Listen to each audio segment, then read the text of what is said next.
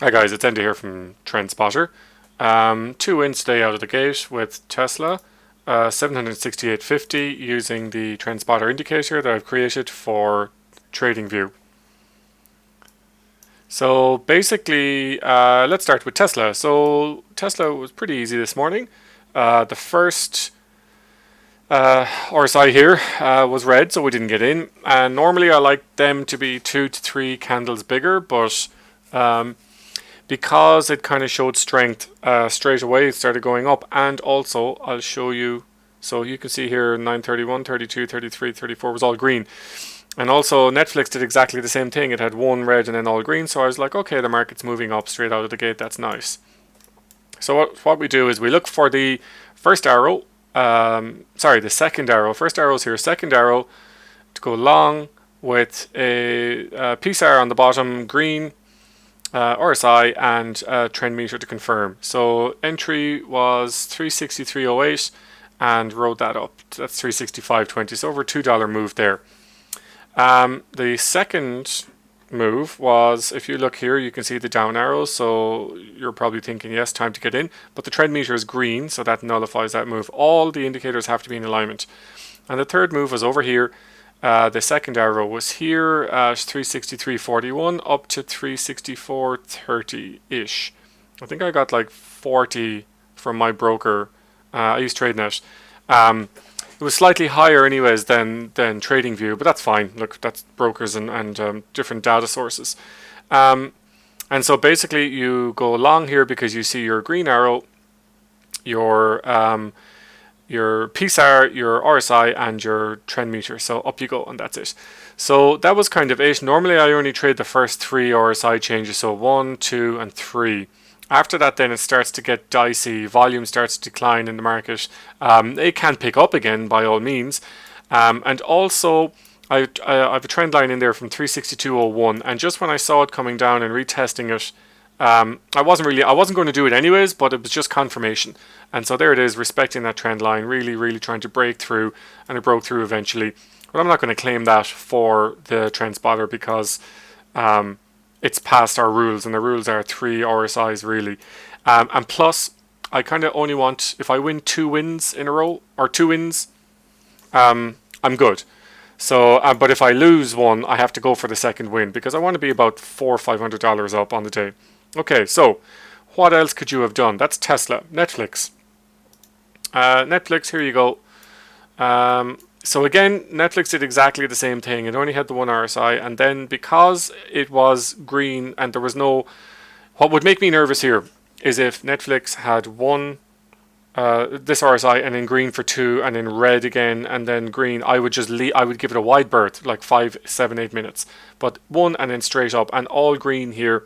So your second entry would have been here, and you would have had to sit through a nice pullback there now, okay? But it wasn't more than $1. So what are you talking about here? 331 down to, yeah, actually just about $1.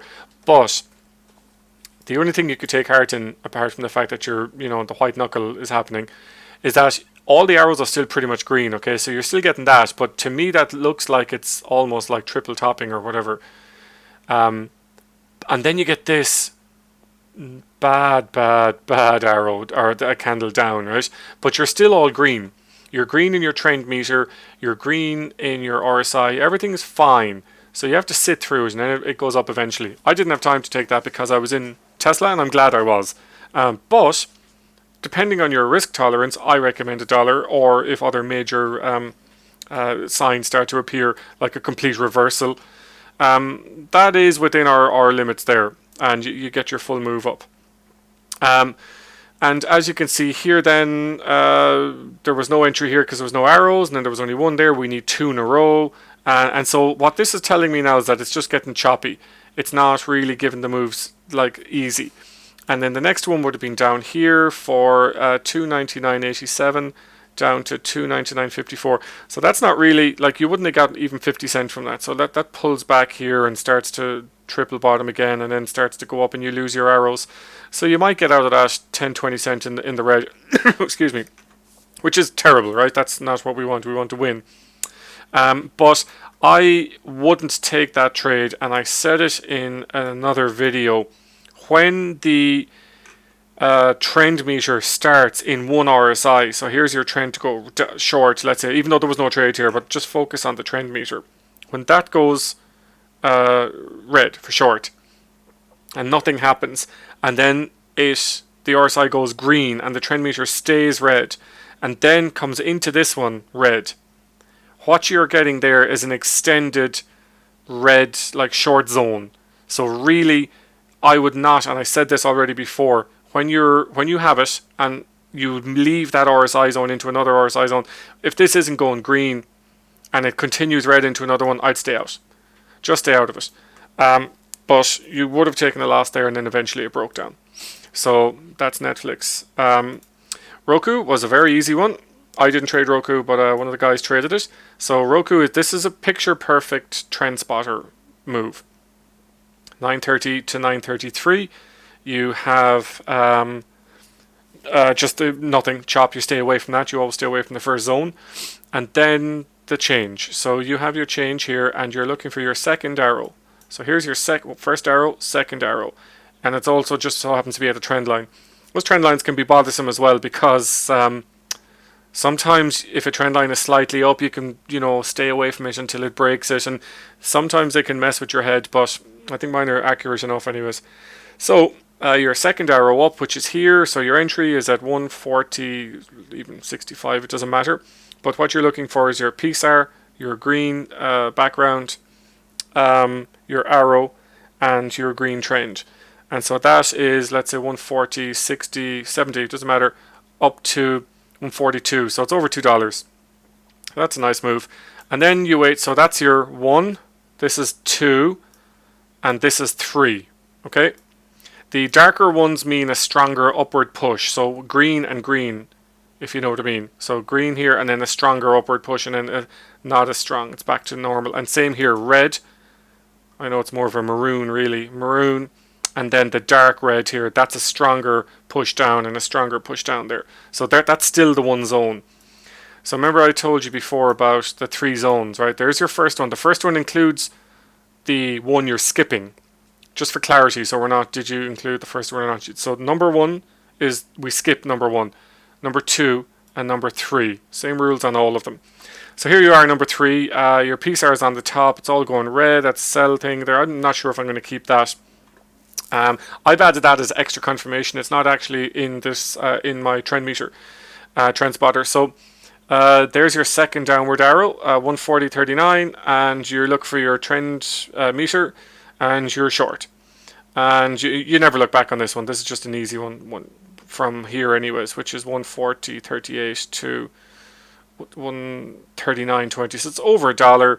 And then all your usual rules can apply. You can decide if you want your $1, your 50 cents, sell half at 50 cents, sell half at 35 cents, whatever, sell half at 80 cents, ride the rest up, re-add. All your traditional rules apply. All I'm saying is that this TrendSpotter will get you in at the right time, and it'll get you into a move that'll give you room to move, not just get you in and you're stopped out in 25 cents with a spread of 35 cents on Tesla, so you never make any money. There's plenty of room in these moves to make money, and see what happens. And that's why we don't trade later, because this happens, and eventually, like, you do get more moves, but trying to spot them when you're only looking at like this, you don't know the next candle, that's not the same as looking at this in hindsight and going, that's great. Another one that we watch a lot is Shopify. Again, I don't really have the courage to trade Shopify, but you can if you like. So here is the exact same as Roku. So you have 930 to 933, and then the RSI changes.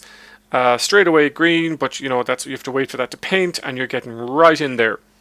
So we'll call it 374 to make it even.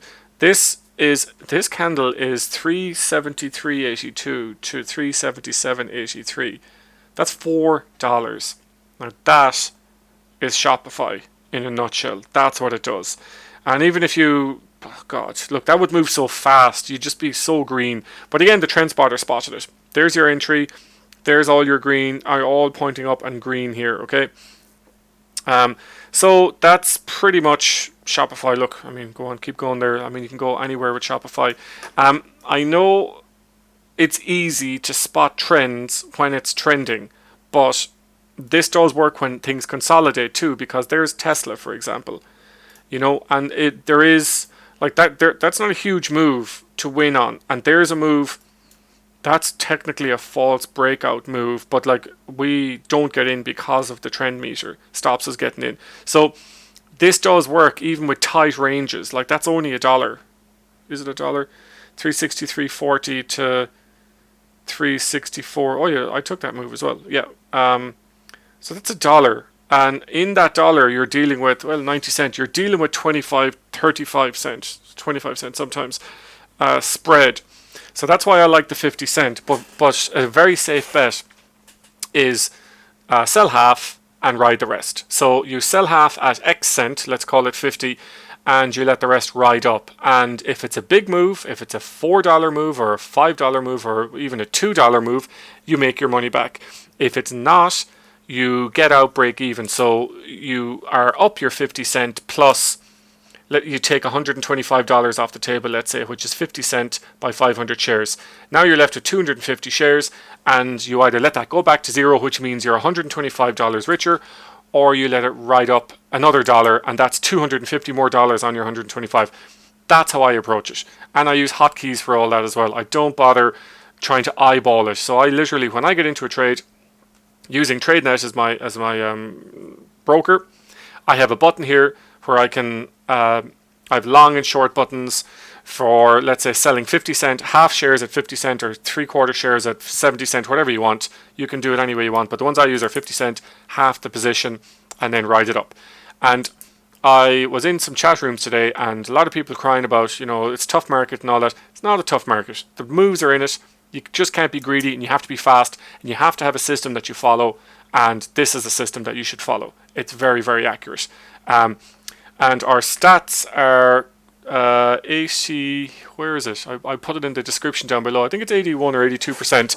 And that was 70 something, 79 or 78% yesterday because, between the winning and the losing that's going on. But basically, to take 10 trades and lose 2 and make on average $250 to $350 per trade, that's good trading. That's a good system. If you have a better system, you let me know in the comments. I'm more than happy to learn. I want to learn to be a better trader all the time. I reach out to people all the time and ask them, especially in TradingView, and ask them how they do things and why they do certain strategies. But I find this strategy is working well for me. I have a pro account in Tradenet. If you have any questions about Tradenet and how they work, you can ask me. I'm not affiliated with them. I don't get kickbacks or anything like that, so I can give you a very, very honest answer. There's 2 of us using Tradenet, and I have 2 friends using Tradenet, and we've different size accounts as well. I have a pro account, which is $240,000 buying power. But I can give you the ins and outs if you want that as well. So, like I said, let me know in the comments. And yeah, talk to you in the next one.